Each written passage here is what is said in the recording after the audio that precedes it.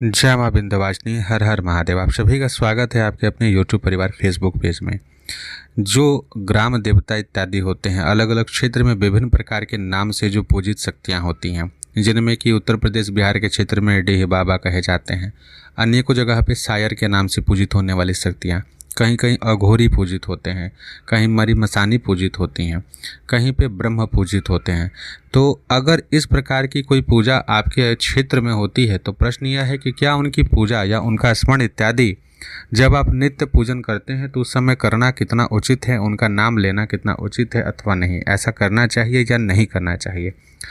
अब इस विषय को लेकर के आज चर्चा करते हैं। आप सभी से निवेदन है कि कृपया जरूर लाइक कर दीजिएगा, वीडियो को शेयर कीजिएगा अपने इष्ट मित्र परिवारजनों के साथ में। डीह क्षेत्रपाल या किसी भी ग्राम के देवता जिनको स्थान दिया गया है वो संरक्षण का कार्य करते हैं। पूर्व काल में यह कार्य हनुमान जी और भैरव जी के द्वारा ही विशेष रूप से किया जाता था। उनको ही डीह में स्थान दिया जाता था, यानी दो गांवों के बीच की सीमा, जिसे सिवान भी कहा जाता है, या जहाँ से सीमा प्रारंभ या अंत होती है, उस जगह में किसी न किसी प्रकार की शक्ति का स्थापना, जिसमें से प्रमुख रूप से होते थे भैरव जी या हनुमान जी। क्षेत्रपाल देवता के नाम से उनकी सेवा पूजा होती थी। कालांतर में जब समय बीता है तब लोगों ने विभिन्न प्रकार के अन्य लोक शक्तियों को स्थान देना शुरू कर दिया। ध्यान रहे कि लोक शक्तियाँ विशेष करके वही हैं जो अपने जीवन काल में एक मनुष्य के रूप में रहीं, किसी प्रकार के सिद्धि, कोई तांत्रिक या किसी प्रकार के साधक रहे, जिनका शरीर जब छूट गया उसके पश्चात उन्होंने या तो परेशान करना शुरू किया तो इनको स्थान दिया गया है, या तो उनकी गति नहीं हुई और शरीर छूटने के पश्चात भी उन्होंने उस प्रकार के देव स्वरूप को धारण किया कि मैं रक्षा करने का दायित्व लेता हूँ, तो उनको स्थान दिया गया। आपको अनेक ऐसी कथा सुनने को मिल जाएगी ग्रामीण क्षेत्रों में, जैसे ठाकुर बाबा इत्यादि के नाम पर जो शक्तियाँ पूजित होती हैं, ब्रह्म बाबा के नाम पर जो शक्तियाँ पूजित होती हैं, वास्तव में वो कौन है आप सभी को उसकी जानकारी होनी चाहिए। कई ऐसे होंगे जिनका शरीर अग्नि में जल गया, उसके पश्चात उन्होंने वैसे स्वरूप को धारण किया अग्नि में जलने के कारण से, और किसी शक्ति की कृपा के कारण वो अति उग्र हो गए। पैशाचिक शक्ति होते हुए भी, उग्र होते हुए भी वो धर्म के साथ देने वाले हो गए, तो उनको स्थान दिया गया और पूज दिया गया। इस प्रकार की मानसिकता रही और लोगों ने उनकी सेवा पूजा आरंभ की। जब कोई व्यक्ति पूरे विधि विधान से युक्त करके जहाँ देवताओं की स्थापना करनी चाहिए वहाँ पे प्रेत पिशाचों की भी स्थापना करके उन्हें देवतुल्य सम्मान दे दिए हैं, तब अब उनको आप बाद में अपूज्य नहीं कर सकते हैं, यह सच्चाई है। लेकिन यह भी ध्यान रखना चाहिए, आप अगर पूजन कर रहे हैं वो धर्म पर चलने वाली शक्ति हैं, शुभ शक्ति हैं, और किसी न किसी महाशक्ति की उपासक रहे हैं तो कोई दिक्कत नहीं है, आपको वृद्धि ही करेंगे।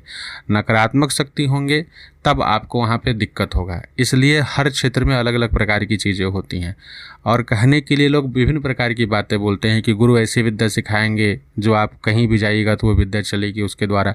ये सारी चीज़ें जो हैं आपके अपने तपोबल के ऊपर निर्भर करती है। लेकिन सामान्यतः जो तंत्र का प्रायोगिक क्षेत्र है उसमें बहुत ज़्यादा छेड़छाड़ नहीं करनी चाहिए किसी भी क्षेत्र में जा करके। तो पहली बात तो यह है कि जब कभी भी आपके क्षेत्र में इस प्रकार की कोई शक्ति पूजित हो, जो कभी जीवित रहे हो और बाद में कालांतर में उनका पूजा होने लगा, स्थापना हो गया और उनको पूरे गांव के लोग पूजते हैं, तो यह आपका भी दायित्व तो बनता है कि आपको नाम लेना पड़ेगा। उनको स्थान दे दिया गया, उसमें आपको किंतु परंतु करने की आवश्यकता नहीं है, कुछ सोच समझ करके ही दिया गया होगा, इसलिए आप उनका नामस्मरण कर सकते हैं।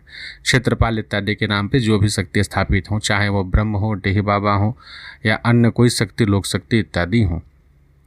दूसरी शक्ति आती हैं जिन्हें आप कहते हैं सायर। सायर जो हैं प्रमुखता से अनेक क्षेत्रों में पूजित होती हैं, और यह शक्ति जो है माँ भगवती शीतला जो 7 स्वरूप में प्रकट हुई हैं, जिन्हें 7 बहन कहा जाता है, उनमें से एक हैं और ग्राम देवी के रूप में अनेक जगह में पूजित हैं। उत्तर प्रदेश बिहार के क्षेत्र में विंध्य क्षेत्र इत्यादि में भी इनका प्रमुखता से पूजन होता है, और इनका नाम स्मरण पूजन आपको अवश्य करना चाहिए अगर आपके क्षेत्र में यह पूजित हैं तो।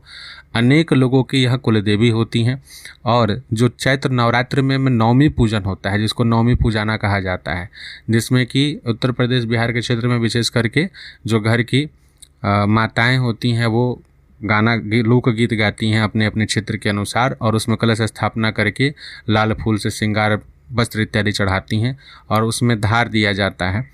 यह जो भगवती के इसी नाम से होता है, इनके ही स्वरूप से विशेष करके होता है। 7 बहनों का पूजन होता है, धार प्रमुखता से इनके नाम से दिया जाता है। और यह बात आप स्पष्ट रूप से जान लीजिए कि पूरे वर्ष भर में एकमात्र यह एक विशेष पूजा ऐसा है जिसमें किसी प्रकार के मंत्र इत्यादि की आवश्यकता नहीं होती है, और आपके घर में अगर इनकी पूजा हो रही है वार्षिक पूजन जो चैत्र नवमी चैत्र के नवरात्र में होती है, अष्टमी या नवमी के दिन का अगर पूजन होता होगा, किसी प्रेत पिशाच में सामर्थ्य नहीं है कि उनकी पूजा को ले ले। आपका घर कितना भी गड़बड़ हो, कितनी भी दिक्कत में हो, लेकिन कोई भी पैशाचिक शक्ति इनके पूजन को ग्रहण नहीं कर सकती।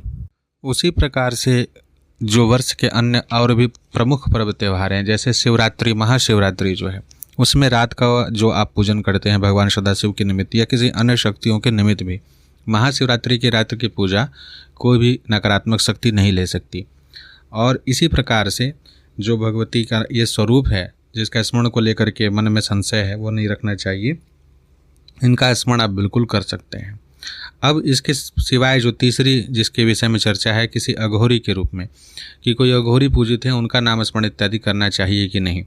अब इसमें भेद पड़ जाता है। अघोरी अगर आप स्थान दिए हैं, आपके कुल के देवी देवताओं के साथ अगर पूजित हैं, पहले से इनके निमित्त पूजन चला आ रहा है, इनके निमित्त बलि आप देते आ रहे हैं, तो अब ये अघोरी कौन है, कैसे हैं, नहीं है, ये तो जानना सबके बस की बात नहीं है, कॉमन टॉपिक नहीं होगा, ये सभी के लिए अलग अलग हो सकते हैं।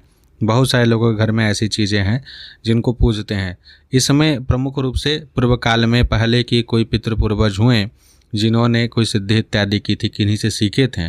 बहुत बार किसी अघोरी से कोई विद्या भी लिए होते हैं, तो भी ऐसी स्थिति बन जाती है कि मृत्यु पश्चात उनको पूजना पड़ता है और फिर वो घर में भी पूजित हो जाते हैं। एक ही शक्ति कई सारे घरों में पूजित भी हो जाती हैं अघोरी जो होते हैं, और उसके पश्चात फिर उनका पूजन भोग देना पड़ता है, कुल देवता के रूप में उनको स्थान देना पड़ता है।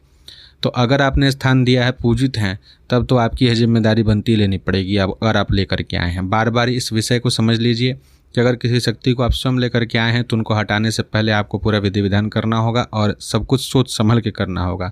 किसी बात को सुन करके सीधे तैस में आकर के आप नहीं कर सकते।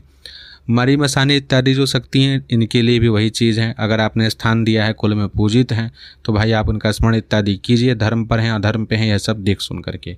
अगर पूजित चली आ रही हैं पहले से, पूर्व से ही, तब बात अलग है, आपको फिर इनका नाम स्मरण इत्यादि करना पड़ेगा, क्योंकि आप इनको हटा नहीं सकते। और कुल में किसी भी प्रकार से या लोक शक्ति में कोई भी ऐसी शक्ति इन चारों पांचों में से किन्हीं का भी स्थान दिया गया है क्षेत्रपाल के रूप में, और उनका सेवा पूजा अगर होता है विधि विधान से समय समय पर, चाहे उनका बलि चढ़ता हो या चंडी पाठ होता हो, रुद्राभिषेक होता हो वहाँ पर, तो यह जान लीजिए कि उनको स्वतंत्र रूप से नहीं रखा गया है, जरूर किसी न किसी महाशक्ति के नीचे स्थापित हैं, धर्म पे चलने वाली हैं, तब उनका नाम स्मरण इत्यादि करने में कोई दोष नहीं लगता है। और नाम स्मरण आपको करना चाहिए, क्योंकि आपके क्षेत्र के वो रक्षक शक्ति के रूप में स्थापित कर दी गई हैं। लेकिन इतना जरूर ध्यान रखें कि उनके निमित्त जो भी पूजन पाठ इत्यादि हो, वो उनके स्थान पर या किसी जानकार व्यक्ति के देख रेख में हो। क्योंकि अगर आपको नाम नहीं पता होगा, इनमें कोई मंत्र नहीं चलते हैं, विशेष करके इसमें भोग इत्यादि चलते हैं, तो अगर कुछ गड़बड़ हो गया, किसी और क्षेत्र में जाकर के आप कोई काम कर रहे हो, तो फिर कोई और शक्ति पूजा लेगी तो दिक्कत होगा। छोटी शक्तियों में दिक्कत है। तो अगर आप भगतवाल तांत्रिक इस प्रकार की क्रिया करने जा रहे हैं और ऐसी शक्तियों का साथ आपको चाहिए, तो ध्यान से सोच संभल करके और किसी जानकार के देखरेख में ऐसा क्रिया करें, अन्यथा आपके साथ यहाँ पर धोखा हो सकता है। तो आशा करते हैं कि इस विषय से आप सभी लाभ लेंगे और अपने स्थान क्षेत्र की जो देवी शक्तियाँ होंगी उनका उचित प्रकार से सम्मान करेंगे। जय मां विंध्यवासिनी। हर हर महादेव।